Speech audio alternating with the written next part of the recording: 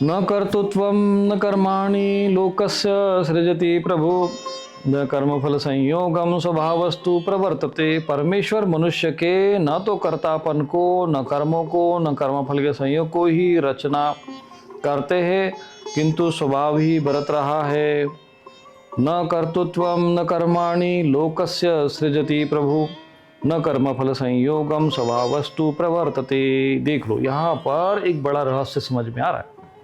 कहते हैं कि न कर्तृत्वम न कर्माणि न कर्मफल संयोगम, और सृजति प्रभु, परमात्मा, प्रभु का अर्थ होता है परमात्मा, लोकस्य यानी इस लोक के मनुष्यों के लिए, यानी इस लोक के जितने भी कर्म कर्तृत्व है, कर्माणि है, न कर्तापन को,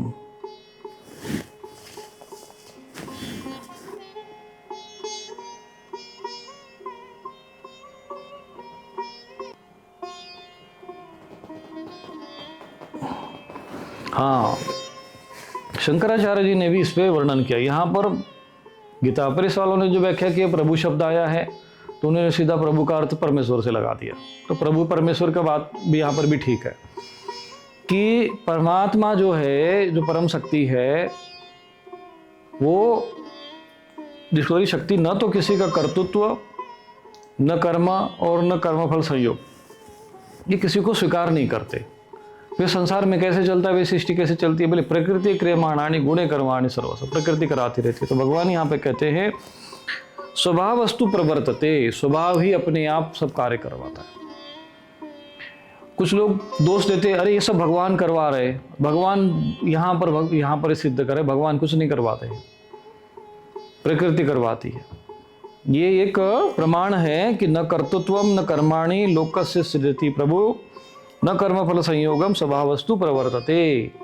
ये स्वभाव ही अपने आप में कार्य कर रहा है। जैसे तुम्हारा स्वभाव होगा वो कर्म करते, तभी इसलिए कर्मों की जब बात आई तो भगवान ने चातुर्वर्ण्य मया सृष्टम में गुण कर्म विभाग में, जब उसके बाद उसकी व्याख्या 18वें अध्याय में की, उन्होंने अलग अलग कर्मों का बताया कि शम दम तप शौचम शांति आर्जव ज्ञान विज्ञान आस्तिक ब्रह्म कर्म स्वभावजम, ये स्वभावजम शब्द जोड़ दिया। ये स्वाभाविक रूप से, फिर स्वभाव क्या होता है तो उसकी भी व्याख्या फिर भगवत गीता में आती है, स्वभाव प्रभव और गुणे, ये जो प्रकृति के 3 गुण हैं उसी के ही ये उत्पन्न होता है, उसी से ये स्वभाव उत्पन्न होता है। सतोगुण से फिर वो उधर जाएगा तो स्वभाव से कर्म होता रहते हैं।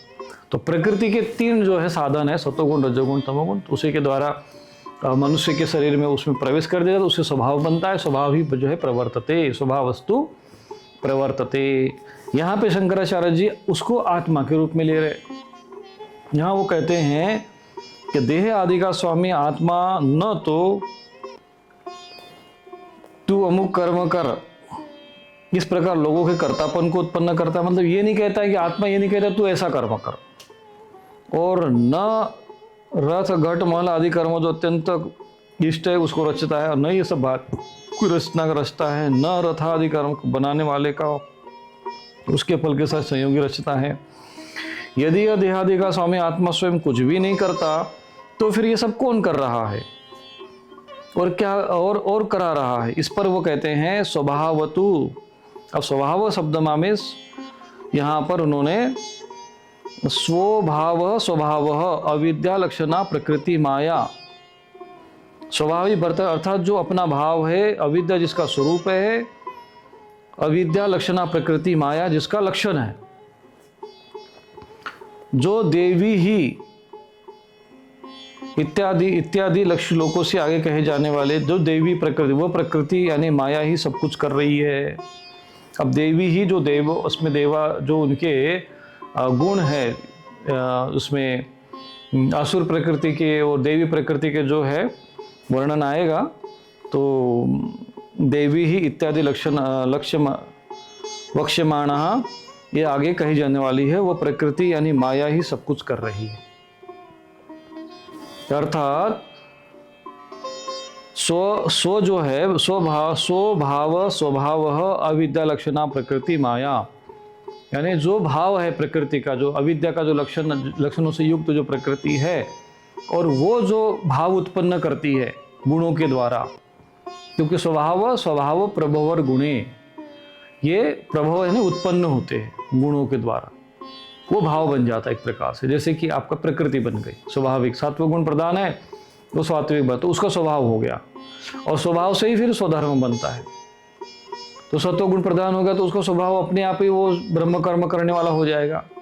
तो रजस यदि प्रकृति तो उसका भी स्वभाव बन जाएगा। तो वो ये अविद्या लक्षणा प्रकृति माया, प्रकृति जो है यही करवाती है। कौन करवाती? प्रकृति करवाती है। इसीलिए प्रकृति क्रियमाणानि गुणे कर्माणि सर्वशः अहंकार विमूढ़ात्मा कर्ता मिति मन्यते। तो जो अहंकार से आत्मा जब विमूढ़ हो जाता है तो प्रकृति के कर्मों को अपना कर्म मान लेके उपभोक्ता बनता है। तो शंकराचार्य जी जो है उसकी यहाँ पर यह व्याख्या कर रहे हैं कि ये प्रकृति जो है उस माया की बात यहाँ पर कर रहे हैं। कौन करवा रहा है? तो प्रकृति कर रहा है। स्वभाव वस्तु का अर्थ जब यहाँ स्वभाव शब्द आया है कि स्वभाव से ही कर्म होते हैं, तो यहाँ उन्होंने स्वभाव का अर्थ में स्वभाव प्रकृति, स्वभावो भाव अविद्या प्रकृति लक्षणा माया, यानी जो प्रकृति है माया है, अविद्या से जो दो प्रकार की जैसे हमने वर्णन किया था, एक तो माया और एक तो विद्या, दो तरह की प्रकृति में भेद है। तो जो यहाँ पर अविद्या लक्षणा प्रकृति का अर्थ यहाँ पर शंकराचार्य जी ने लगाया है, जिसे हम लोग माया कहते हैं। और इसमें भगवद गीता में आगे चल के लिख कर आएगा कि देवी हेशा, देवी ही जो शब्द यहाँ पर देवी ही, ऐसा शंकराचार्य जी ने उल्लेख किया है, देवी ही इत्यादि न वक्ष्यमानः। तो देवी हेशा गुणमयी मम माया दुरत्तया मामेव प्रपद्यन्ते माया मेताम तरन्ति ते। तो ये जो श्लोक आएगा उसका यहाँ पर उन्होंने उल्लेख किया है, देवी हेशा गुणमयी मम माया दुरत्तया। ये गुणमयी जो माया है ये इसको पार करना बहुत कठिन है। मामेव प्रपद्यन्ते माया मेताम तरन्ति, जो मेरी शरण में तो वो पार हो जाता है। उसी माया की बात हो रही, वही माया ये सारे कर्म करवा रही है। ऐसा अनुभव और ऐसा ज्ञान जब आत्मज्ञानी पुरुष को हो जाता है तो वो अकर्तापन के भाव में आ जाता है कि ये जो कुछ भी स्वभाव हो रहा है, ये जो प्रकृति की माया के द्वारा जो स्वभाव बन गया, स्वभावजम शब्द आया है बार बार। तो उसका जो प्रकृति है, जो माया का जो प्रकृति शरीर के जो स्वभाव बन गया, उसके आधार पर ये कर्म करते हैं। और प्रकृति देवी हेशा गुणमयी मम माया दुरत्तया, तो यहाँ पर उन्होंने देवी ही का उल्लेख किया है।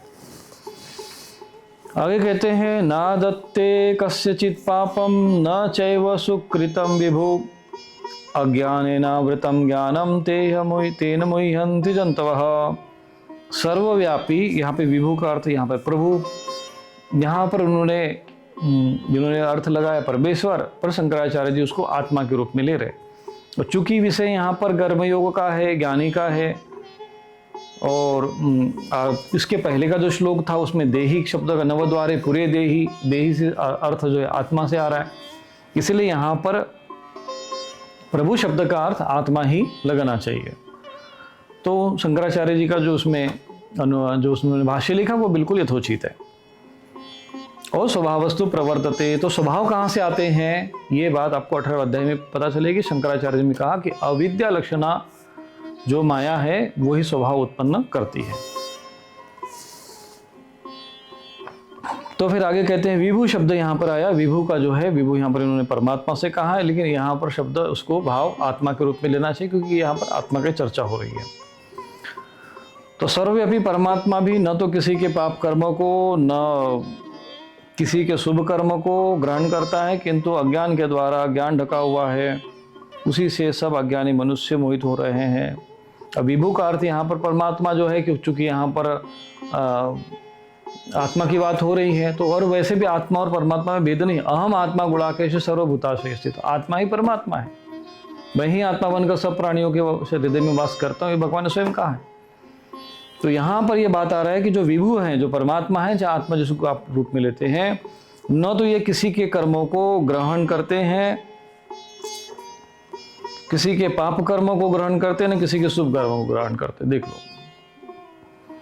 ये बात आपको और समझना है, ये बड़ा महत्वपूर्ण श्लोक है। ना दत्ते, अब जो तुम सोच रहे हो 56 मुख भगवान को लगाते, वो कहाँ जाता है तुम सोच लो। फिर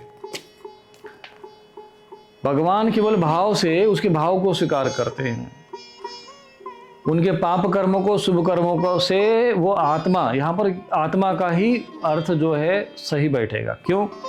क्योंकि पाप कर्म और शुभ कर्म और अशुभ कर्म की बात हो रही है। तो जो वास्तव में आत्मा है वो यहाँ ज्ञान का विषय आ गया, वही ब्रह्म सत्य जगन मिथ्या वाली जो बात आती है कि आत्मा जो है, आत्मा यानी हम सभी लोग आत्मा रूप में है। आत्मा जो है वो प्रकृति के किसी भी कर्मों को स्वीकार नहीं करता। अर्थात जो आत्मज्ञानी पुरुष होते हैं, अगर आत्मा में स्थित हो गए, या आप भी अगर अभ्यास करते हुए अगर अपने आत्म स्वरूप तदा दृष्टि स्वरूप अवस्थानम यदि इस लक्ष्य को प्राप्त कर गए, तो फिर आप बाहर के किसी भी शुभ कर्मों को अशुभ कर्मों को न में कर्माणि लिम्पन्ति, मतलब कर्म आपको लिप पाने कर कर्म आपको टच नहीं करेंगे। न तो पाप आपको लगेगा न पुण्य लगेगा। क्यों? क्योंकि अब आप अपने आत्मा में स्थित हो गए। तो अब जो कर्म हो रहे हैं वो प्रकृति के द्वारा हो रहे हैं और उसमें दृष्टापन के भाव में आ गए। अभी हम लोग क्या करते हैं? अहंकार विमूढ़ आत्मा कर्ता मिति मन्यते। तो हम लोग अधिकांश अहंकार से मुड़ रहते हैं, हम अपने को कर्ता मान लेते हैं, और कर्ता मान लेते हैं इसलिए भोगते हैं। परंतु जो तत्वज्ञानी होता है, नैव किंचित करोमीति, मैं कुछ नहीं करता हूँ, युक्त मन्यते तत्वविद, ऐसा भाव रखता है कि मैं कुछ भी नहीं करता हूँ, क्योंकि वो आत्मभाव में है। और आत्मा जो है वो किसी के भी कर्मों को, न पाप कर्मों को न शुभ कर्मों को, मैंने कहा ना कर्म तो दोनों बंधन कारक है, चाहे शुभ हो चाहे अशुभ, दोनों को स्वीकार नहीं करता। ना दत्ते कस्यचित पापम न चैव सुकृतम विभुम। फिर होता क्या है? अज्ञान है ना आवृत्तम ज्ञानम तेन मोह्यन्ति जन्तवः। परंतु होता क्यों है ऐसा? फिर क्यों ऐसा लगता है कि भाई हम जो है ये हम कर्म कर रहे हैं, या इस कर्म का हमको दुख हो रहा है, इसका भोग क्यों हम कर रहे हैं, हमें कष्ट क्यों होता है, फिर हमें पीड़ा क्यों होती है? उसका भगवान तुरंत उत्तर देते हैं, कहते हैं अज्ञान है ना आवृत्तम ज्ञानम, क्योंकि तुम्हारा ज्ञान ढक गया है, तुमको दिख नहीं रहा है ना।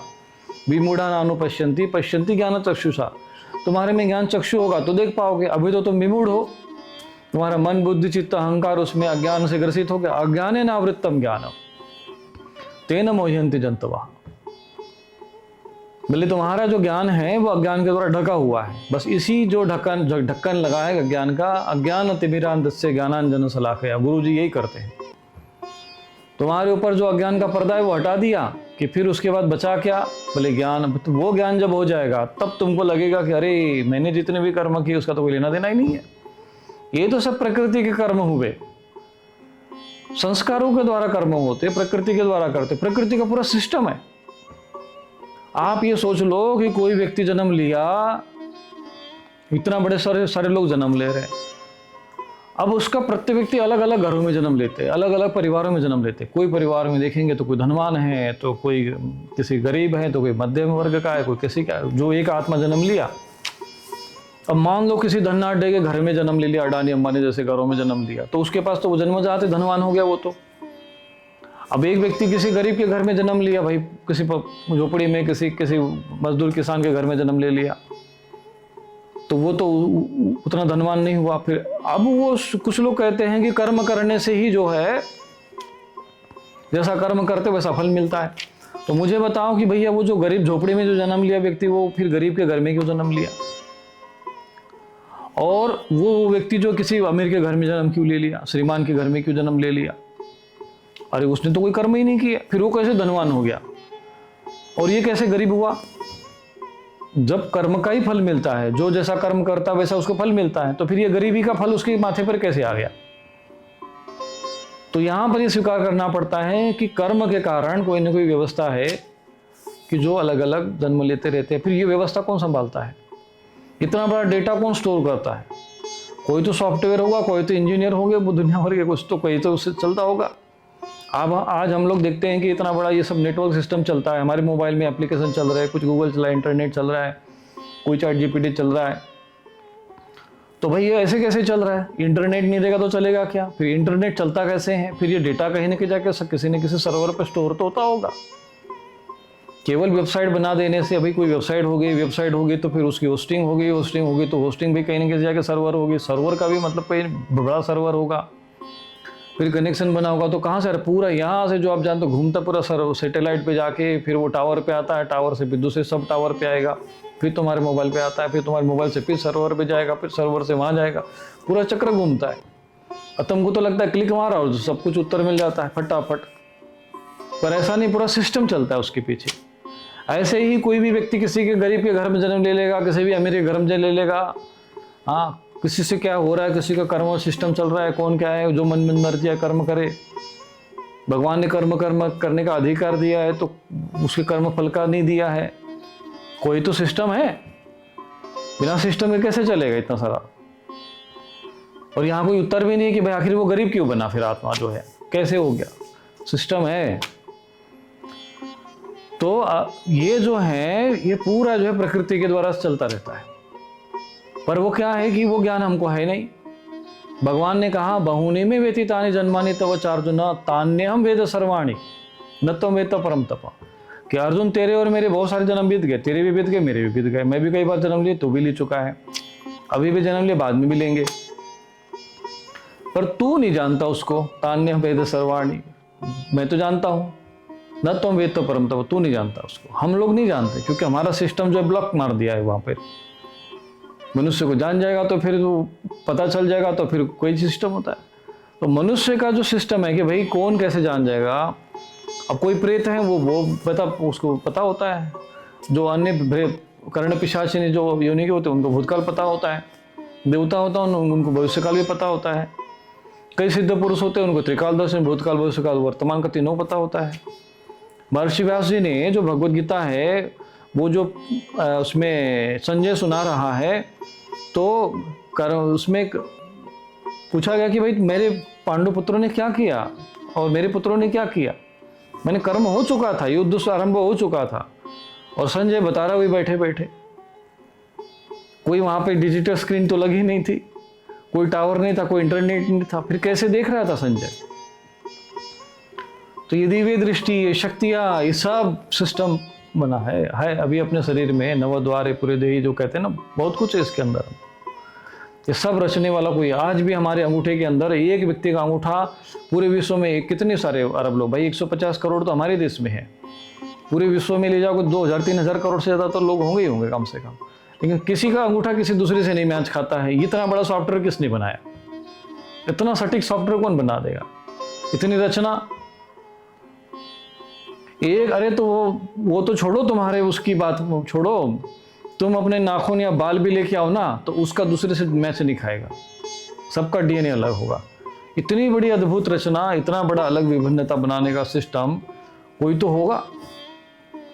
इसी को विज्ञान कहते हैं। ये विज्ञान हमारे ऋषि मुनियों का विज्ञान है जो आज के भौतिक विज्ञान से भी कई गुना अधिक विकसित था। ऐसा नहीं कि विमान पे आज ही उड़ रहे। भगवान राम वहां से अयोध्या कैसे पहुंच गए श्रीलंका? बिना विमान के, वो मन से चलता था। ऐसा नहीं कि सब चीजें नहीं हुआ करती थी, परंतु ये क्या है, कालांतर में सब चीजें, युग बदलता गया तो ये सब चीजें आती गई। तो कहने का मेरा तात्पर्य ये है कि जब तक आपका अज्ञान से ज्ञान ढका हुआ है तो आपको ये चीजें समझ में नहीं आएगी कि एक आत्मा को कैसे जो है, किसी को जो आत्मज्ञानी पुरुष होते हैं, आत्मा में स्थित होते हैं, कैसे उसको कर्म लिपायमान नहीं होते, वो कर्म करते हुए भी अकर्ता कैसे रहते हैं।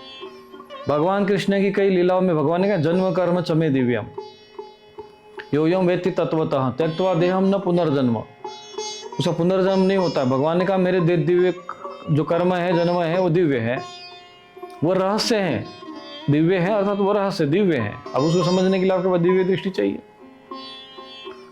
भगवान ने भी अपना जो दर्शन अनुभव करा तो ददामि उसमें उन्होंने दिव्य दृष्टि दी है। ददामि बुद्धि योगम तमेन माम उपयान्ति थी। जब तक तुम्हारी बुद्धि में वो ज्ञान और योग भगवान नहीं देंगे तब तक तुम्हें वो चीजें समझ में नहीं आएगी। अभी क्यों नहीं समझ में आ रही? क्योंकि अज्ञान न आवृत्तम ज्ञानम तेन मोह्यन्ति जन्तवः। तुम्हारा जो ज्ञान जो है ढका हुआ है अज्ञान के आवरण से। बोले महाराज हमको दिख तो नहीं रहा है। बोले जब अज्ञान अवस्था में हो तो दिखेगा कैसे?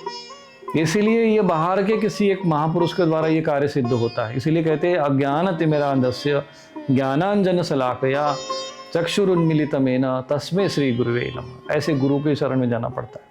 भगवान भी कहते जाओ उनके गुरु के शरण में जाओ, फिर वो तुम्हारे ज्ञान चक्षु खोलना शुरू करते हैं।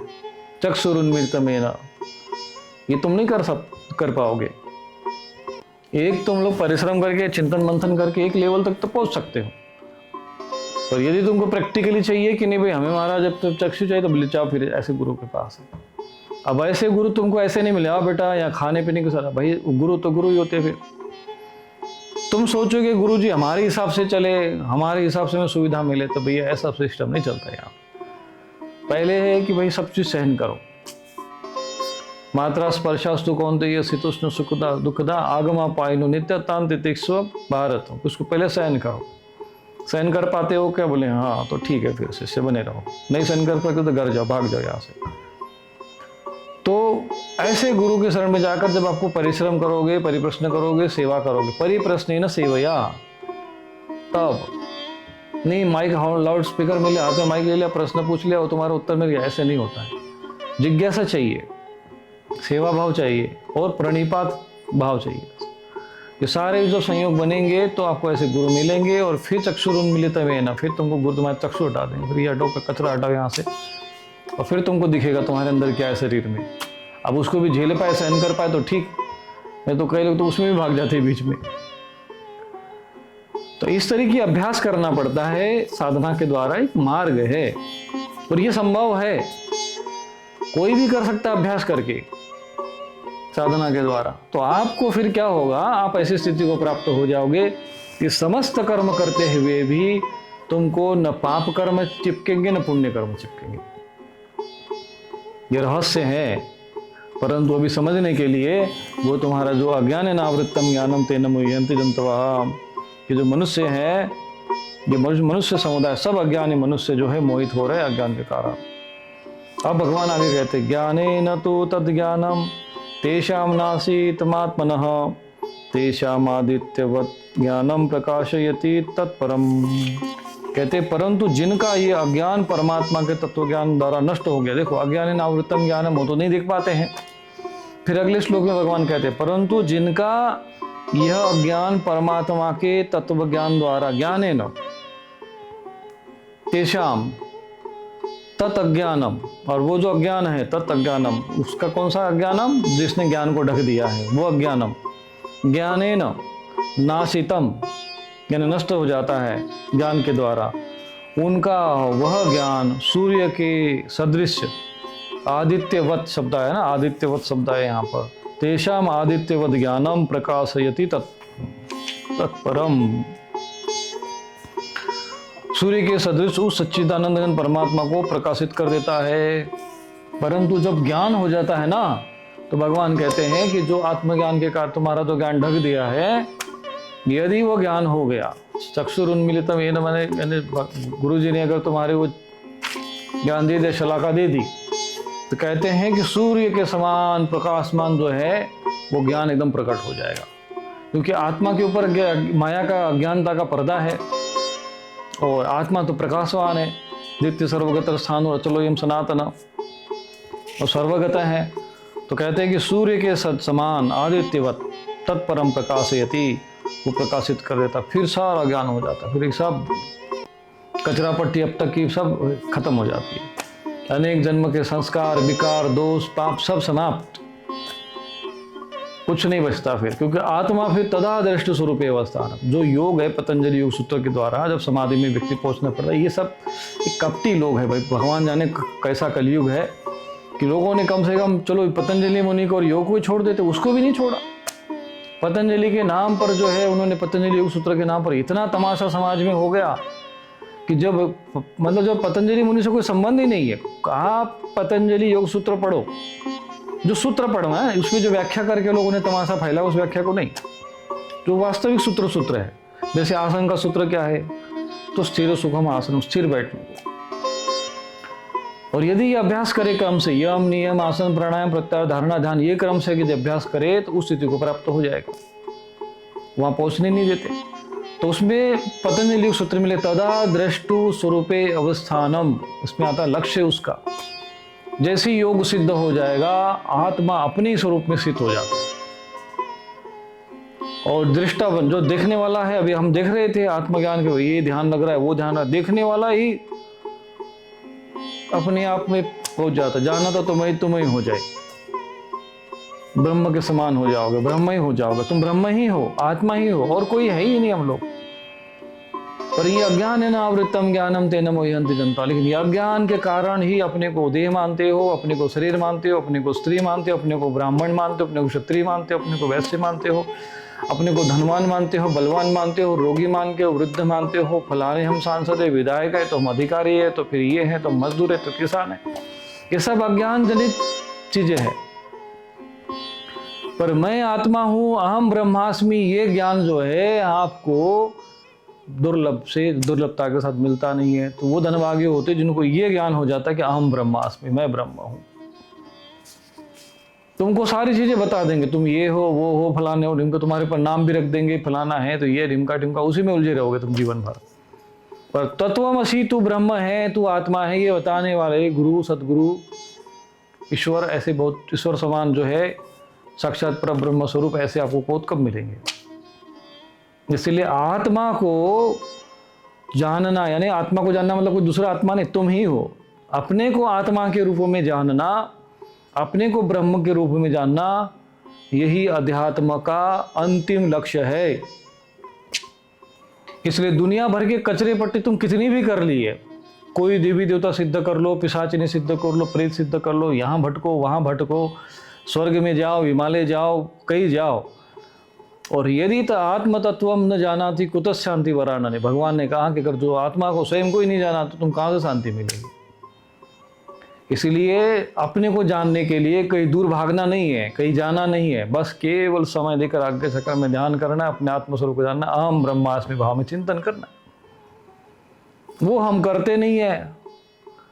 5 मिनट समय अपने लिए देते नहीं है, पूरा जीवन भर बाहर की धुआं धक्कड़ चलता है, हाथ में कुछ नहीं आता है, सब फेल, मर जाते एकदम। कोई न नाती न पोते, न कोई गृहस्थी, न कोई परिवार, सब जितना भी तुमने परिश्रम किया सब व्यर्थ चला गया। शरीर के निर्वहन के लिए जितनी बाह्य चीजों की आवश्यकता उतना करो, बाकी थोड़ा समय अपने निकाल के आत्मस्वरूप का चिंतन करो, अपने स्वरूप में स्थित हो जाओ। और आत्मज्ञान को प्राप्त करने के लिए बाहर की ज्यादा आडंबर की आवश्यकता नहीं है। एकांतवास, हल्का भोजन, सात्विक भोजन, मौन, थोड़ा सा शांति से बैठो एक जगह पे, 5-10 मिनट की बात है बस। और प्रतिदिन अभ्यास करना है। श्रद्धावान लभते ज्ञानम, तत्पर इंद्रिय संयम, जो इंद्रियों का संयम करता है। एकांतवासो, लघु भोजनादि, मौनम निराशा, करुणावरोध, मन रसो संयमनम छड़ते, आत्म प्रसादम जनयंति शीघ्र। शीघ्रता से ये सब चीजें प्रकट हो जाती। जो आप अपने कर्म कर रहे हो करो, प्रातःकाल उठो, ध्यान करो, आत्मा का चिंतन करो, थोड़ा आज्ञा चक्र में चिंतन करो। थोड़ा सा प्रातःकाल का समय तो ही होता है, 1.5 घंटे का समय तो ब्रह्म मुहूर्त का ही इसी के लिए बनो, थोड़ा उसमें समय दो। उठकर स्नान वान करके बस सुबह उठने की आदत डाल दो, नहीं हो तो फिर रात्रि में थोड़ा सोते समय ध्यान करो, मध्याह्न के समय मिले तो वो करो। इस तरीके से त्रिकाल संध्या में ये नियम बना दिए गए थे। और नियमित करते रहो, उसमें खंडित मत होने दो। तत्पर संयतेंद्रिय, तत्पर रहो। इस तरह से अभ्यास करते रहोगे तो एक ऐसी अवस्था आ जाएगी कि अगर उस अवस्था में भी अगर कोई शरीर पर अचानक ऐसी कोई समय आ गया, क्योंकि प्राण एक बार शरीर से निकलेगा ही निकलेगा, ये भ्रम जो है दिमाग से वो हमेशा निकाल दो। ज़्यादा संसार में जितनी आसक्त हो जाओगे, जितनी चिपकोगे, उतना दुखी हो जाओगे। इसलिए ज्ञान को सुनो, श्रवण करो और अध्ययन करो, मनन करो, चिंतन करो, वो समय दो उसके लिए। धर्म, अर्थ, काम और मोक्ष लोग उसी में लगे, उसी में दुनियादारी में, और फिर रोते रहते हैं। अरे हाथ में जो है तुम लोहा पकड़ोगे, गरम गरम लोहा, तो वो तो तुमको छोड़ना पड़ेगा ना, तो चिल्लाते रह जाओगे। बोले वो पकड़ के रखे, बोले तकलीफ भी हो रहा है, अरे उसको छोड़, उसको छोड़ना भी नहीं और चिल्लाते रह जाओ जीवन में। ऐसे ही वो बंदर जो होता है सुराही में हाथ डाल देता है, वो मुट्ठी नहीं खोलता है। कब तक तुम ये सब करते रहोगे? जब यमराज जी आके डंडा मारेंगे तभी अक्ल आएगी, और तब तो तुम सब कुछ नहीं करने लायक होगा। जो मानव शरीर मिला, कर्म करने का अधिकार मिला है, तो उसका सदुपयोग करो। और तुमको भारवाही पशु तो हो नहीं, गधे हो कि बस तुम आए पैदा हुए और तुम गधों की तरह जो है धन कमाने के लिए लगे रहो, दिन रात उसी में लगे रह जाओ। पशु बनने के लिए आए थे क्या? भारवाही पशु जो होते, जो ढोता रहता जीवन भर गधे की तरह, वही काम कर रहे हो। अरे मोक्ष के लिए साधन दाम मोक्ष कर द्वारा, मोक्ष के लिए मिला अपनी आत्मा को जानना, अपने को जानने के लिए। आत्मा मतलब कोई दूसरी चीज नहीं है, हम आत्मा है, ये अनुभव करना है। और ये अनुभव हो सकता है अभ्यास करोगे तो। अभ्यास है ना तो कौनते वैराग्य चुगीयते, भगवान ने उत्तर दिया कि नहीं भैया हो जाएगा अभ्यास और वैराग्य से। प्रतिदिन अभ्यास करो, सही अभ्यास करो, सही गुरु के मार्गदर्शन में करो। इन कपटी लोगों से बचो। है ना। ये बाहर की सब चीजें फालतू की चीजें है भाई, ये आसन तो वो प्राणायाम, तो ये नीति, तो वो धोती, तो फलाना, तो ढिमका टिमका। और तुमको चित्त वृत्ति निरोध नहीं सिखाया है जो योग है। तुमको बताया नहीं कि आत्मा को तक कैसे, आत्मा का ध्यान कैसे करना चाहिए, चिंतन करना चाहिए। तो ये किस बात का योग सिखा रहा है? ये कपट सिखा रहे समाज को, छल कर रहे हैं। पतंजलि मुनि का उसमें कोई वर्णन ही नहीं है। तो समाधि अवस्था की तरफ आप लोगों को ले जाने का प्रयत्न आपको करना चाहिए, उसका अभ्यास करना चाहिए। तो उस समय में क्या होगा कि आदित्यवत प्रकाशयति, तो आदित्य में तो प्रकाश, जैसे प्रकाश की तरह जो आत्मा अपने आप में प्रकट हो जाएगा, और वही तुम हो। ये कोई हाड़मास का शरीर थोड़ी तुम्हें बने हुए, तो ये तो बस केवल एक नवद्वार तो बना दे, नवद्वार का एक ढांचा बना दे, वहां बना दे। प्रकाशवान चैतन्य स्वरूप आत्मा। तो ये जो आपका स्वरूप है वो आपको समझना पड़ेगा और जानना पड़ेगा, और नहीं जानोगे तो फिर भटके रहो। फिर तुम एक जो चैतन्य भाई ईश्वरांश जीव विनाशी चेतन अमल सहज सुखराशि, सारा ज्ञान आत्मज्ञान सब अपने भीतर ही है।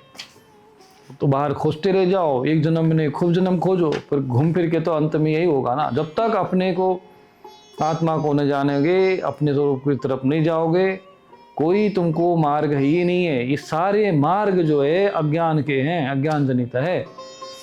जो तुम्हें आत्मा से विमुख कर दे, वो सारे जितने भी कर्म है वो सब माया प्रेरित है, सब भटकाने वाले हैं। तुम्हें आत्मा की तरफ ही अपना समय देना चाहिए, आत्मा में स्थित होने का अभ्यास करना चाहिए। तो कहते हैं फिर अगले श्लोक में आता, तद्बुद्ध्यस्तदात्मानं तन्निष्ठ तत्परायणाः गच्छन्ते पुनरावृत्तिं ज्ञान निर्धूत कल्मषः। जिनका मन तद्रूप हो रहा है, जिनकी बुद्धि तद्रूप हो रही है, और जो सच्चिदानंद परमात्मा है जिनका निरंतर एक भाव में स्थित है, ऐसे तत्परायण पुरुष ज्ञान के द्वारा पाप रहित होकर अपुनरावृत्ति को अर्थात परम गति को प्राप्त हो जाते हैं। और फिर ऐसी जो अवस्था का जो साधक होता है, जब ज्ञान, भाई जब तक तुम ज्ञान नहीं है तब तक तो साधक हो, भक्त हो, अभ्यास हो, जिज्ञासु, ज्ञान हो जाएगा तो ज्ञानी हो जाओगे। कहेंगे महाराज हम कैसे ज्ञानी बन जाएंगे, सिद्ध बनेंगे? अरे साधक हो ना तो फिर सिद्ध भी बन जाओगे, भक्त हो, जिज्ञासु हो तो ज्ञानी बन जाओगे। अगर आज तुम जिज्ञासु हो तो तुम आगे तुम ज्ञानी भी बन जाओगे, क्योंकि जिज्ञासु तो ज्ञानी बनेगा ना। जो बालक है वही तो पुरुष बनता है आगे चल के, वो युवक बनता है। तो बालक है तो वैसे ही जो ज्ञानी, तुम जिज्ञासु हो तो ज्ञानी बन जाओगे। तो इसलिए अभ्यास करते रहो, जिज्ञासु बनो, साधक बनो, फिर धीरे धीरे सिद्ध भी बन जाओगे। और फिर प्राप रहित होकर फिर पुनरावृत्ति में नहीं आओगे, फिर यहाँ पे वापस नहीं आना पड़ेगा। ये जो पुनरावृत्ति घूम रहे चक्र जो चल रहा है, जन पुनरपि जननम पुनरपि मरणम पुनरपि जननी जठरे शयनम, फिर बार बार जो घूम रहे हो, यही तो माया है कि अज्ञान आवृत्तम ज्ञानम ऐसी ढक देती है कि पूरा जीवन खप जाता है, घूम जाते हैं, पता ही नहीं चलता कि नहीं यार हमारा जीवन ऐसे ही निकल गया। यही तो माया है, इसी में उल्लसी, इसी माया से देवी ऐसा गुणमयी मम माया दुरत। भगवान ने कहा भैया ये माया तो ऐसी है कि उसको कोई पार, मामेव प्रपद्यन्ते माया मिताम तरन्ति, परंतु जो मेरे शरण में आता है, किसी ज्ञानी पुरुष की शरण में जाता है तो ये तर सकता है। तो जो करना चाहिए मनुष्य शरीर प्राप्त करके वो करो, और जो नहीं करना चाहिए उसमें ज़्यादा अपना उलझो मत। अब ये ज्ञान तो हो गया, ऐसे व्यक्ति को ज्ञानी कहते हैं। भगवान आगे कहते हैं, विद्या विनय संपन्ने ब्राह्मणे गविहस्तिनी शूनी चैव स्वपाके च पंडिता समदर्शिनः। अब बात फिर पंडित आ गया। अभी पंडित शब्द पर मुझे बार बार भगवान इसमें पता नहीं कहाँ उल्लेख कर रहे हैं, तो अभी हमें भी बार बार बताना पड़ेगा, क्योंकि पंडित शब्द के आड़ में अधर्म भी खूब फैला हुआ है।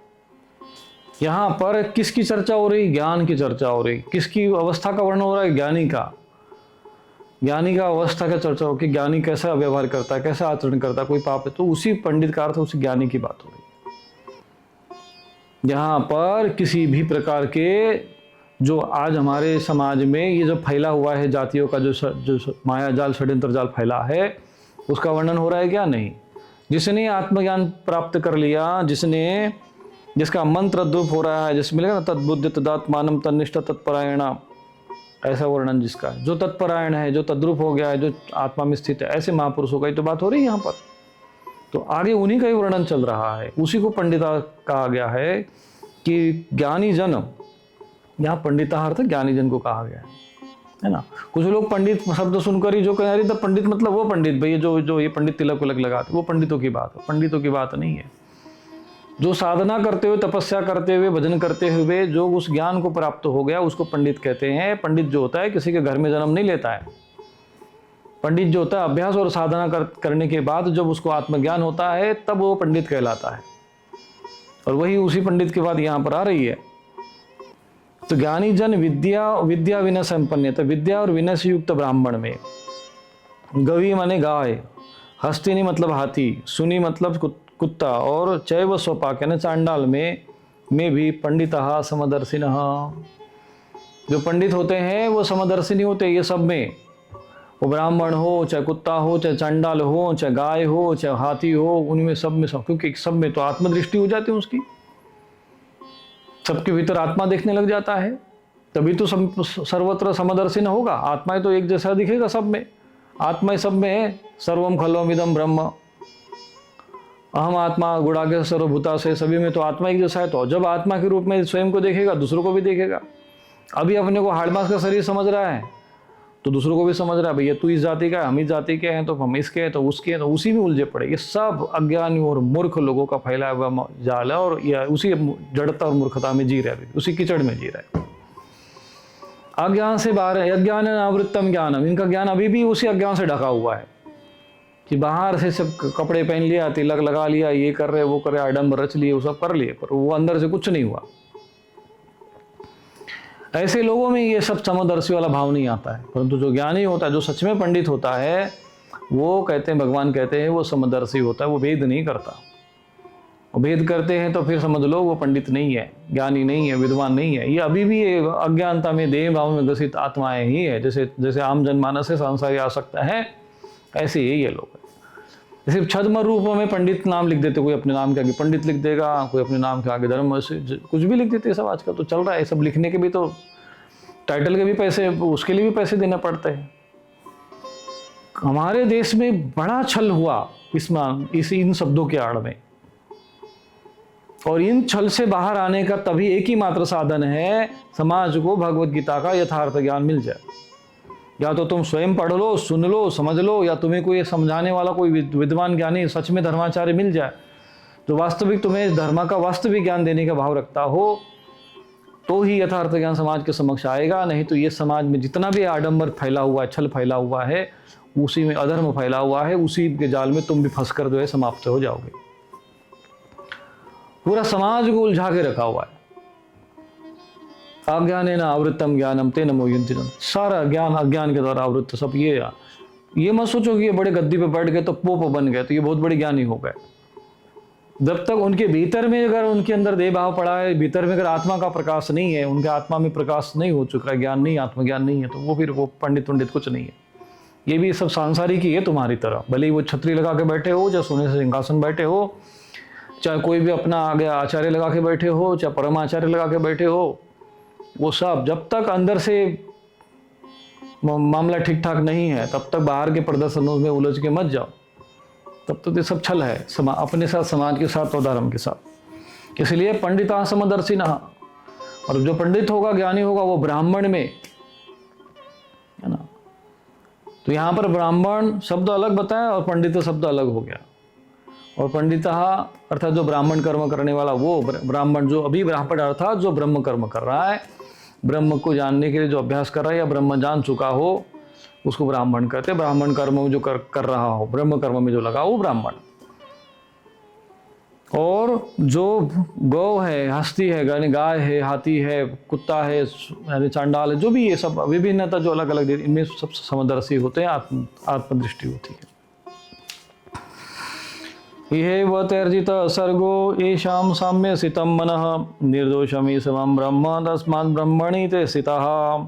जिनका मन समभाव में स्थित है, जिनके द्वारा इस जीवित अवस्था में ही संपूर्ण संसार जीत लिया गया है, क्योंकि सच्चिदानंद में परमात्मा निर्दोष समय, इससे वे सच्चिदानंद परमात्मा में ही स्थित है।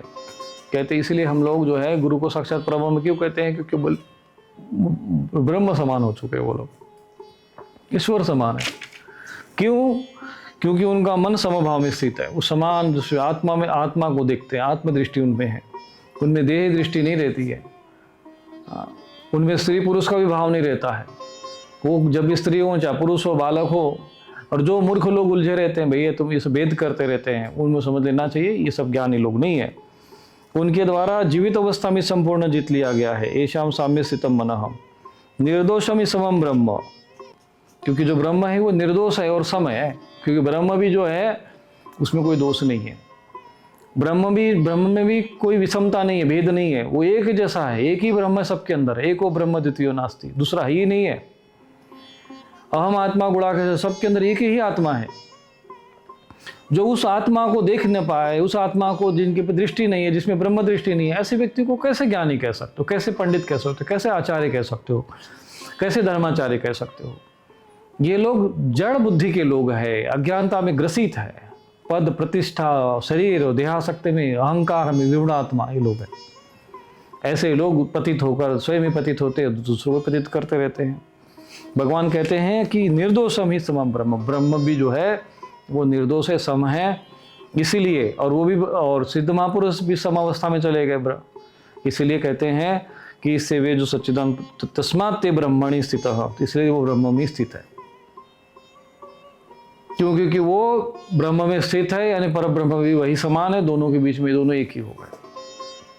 ते ब्रह्मणि स्थितः, इसलिए कहते ना उल्टा नाम जपत जग जाने वाल्मीकि भाई ब्रह्म समान, ब्रह्म में स्थित हो, ब्रह्म के समान हो जाते हैं।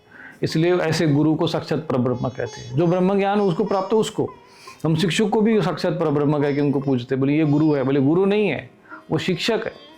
शिक्षक और गुरु में भेद है। गुरु वो है जिसने अपने आत्म तत्व को प्राप्त करके जो परमात्मा से एकाकार हो गया है, अपने आत्म स्वरूप में स्थित हो गया है। तो परमात्मा में ते जो ब्रह्म, ऐसे ब्रह्मविद जो हैं, जो ब्रह्मविद कहा गया है, तो इनको ये स्थित हो जाते हैं। न हृष्यते प्रियम प्राप्य नो द्विजेत प्राप्य चाग्नियम स्थिर बुद्धि सम्मूढ़ो ब्रह्मविद ब्रह्मणि स्थितः। प्रिय को प्राप्त होकर हर्षित न हो और अप्रिय को प्राप्त होकर उद्विग्न न हो, वह स्थिर बुद्धि संशय रहित ब्रह्मविदा पुरुष सच्चिदानंद परमात्मा में ही स्थित है। तो ब्रह्मविद ब्रह्मणि स्थित, कहते हैं कि ब्रह्म में स्थित है। ऐसे महापुरुष ब्रह्म में ही जीवन करते, ब्रह्म में ही रहते हैं। इसी को ब्रह्मार्पणम ब्रह्मवि ब्रह्माग्नो ब्रह्मणाहुतम ब्रह्मैव तेन गंतव्यम ब्रह्म कर्म समाधिनाम, एक आ जाता है। इस प्रकार से यहाँ पर उन ब्रह्मज्ञानी महापुरुषों की बात आ रही है और चर्चा हो रही है।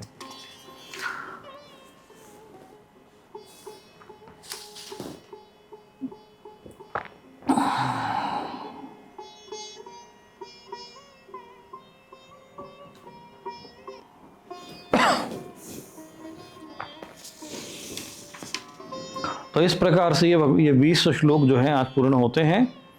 एक दो श्लोक और भी देना, एक श्लोक और ले लेते हैं। बाह्य स्पर्शेषु सक्तात्मा विन्दत्यात्मनि यत् सुखम स ब्रह्म योग युक्तात्मा सुखम अक्षयम अश्नुते।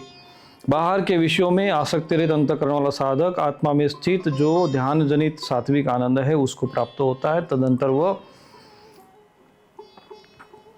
सच्चिदानंद घन परब्रह्म परमात्मा के ध्यान रूप योग में अभिन्न भाव से स्थित अक्षय आनंद का प्राप्त करता है। बाह्य स्पर्शेषु सक्तात्मा विन्दत्यात्मनि यत् सुखम, बाह्य स्पर्श ने बाहर के विषयों में असक्त आत्मा आत्मनि। तो पहले जो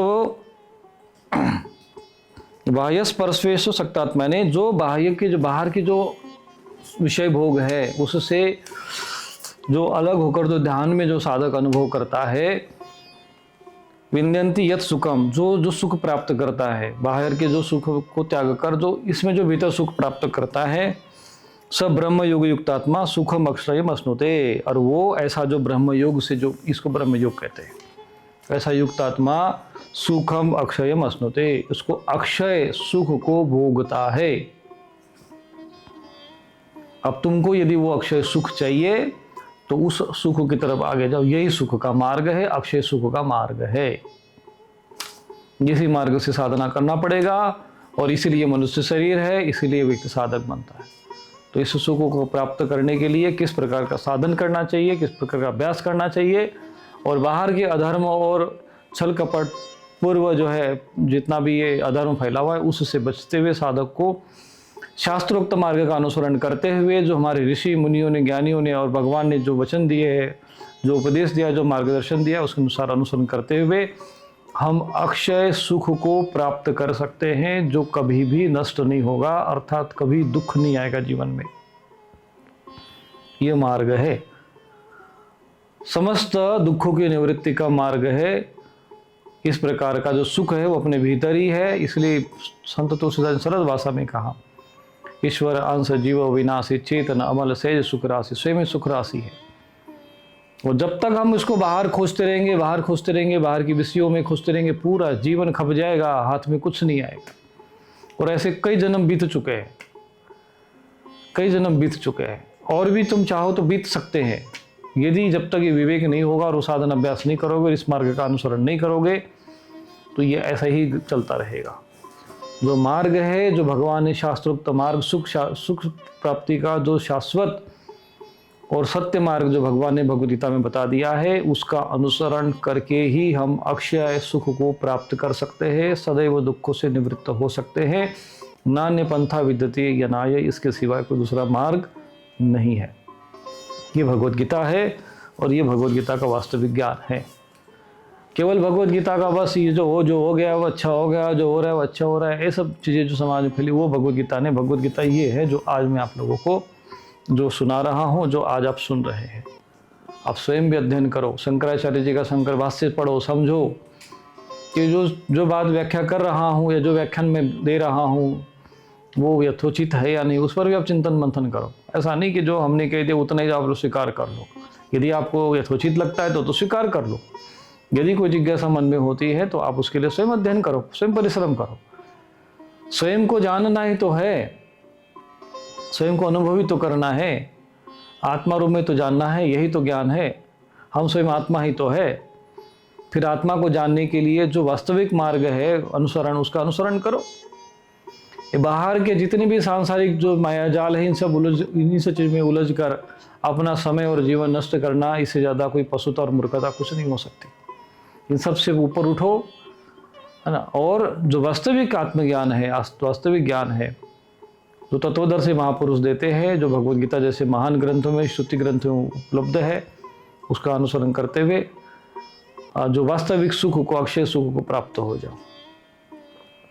तो आज इतना ही। नारायण नारायण नारायण। क्या आपकी समस्याओं का समाधान नहीं मिल रहा? स्वामी रूपेश्वरानंद आश्रम में पितृदोष निवारण, काल सर्प दोष शांति, नारायण बलि पूजन, महायज्ञ, जन्म कुंडली विश्लेषण, अभिमंत्रित रक्षा कवच तथा सिद्ध यंत्र जैसे श्री यंत्र, कुबेर यंत्र उपलब्ध हैं। साथ ही नकारात्मकता, शामक स्प्रे, मंत्र सिद्ध यज्ञ भस्म और दैवीय रक्षा कवच भी प्राप्त करें। अभी कॉल करें और सेवा हेतु दान करें।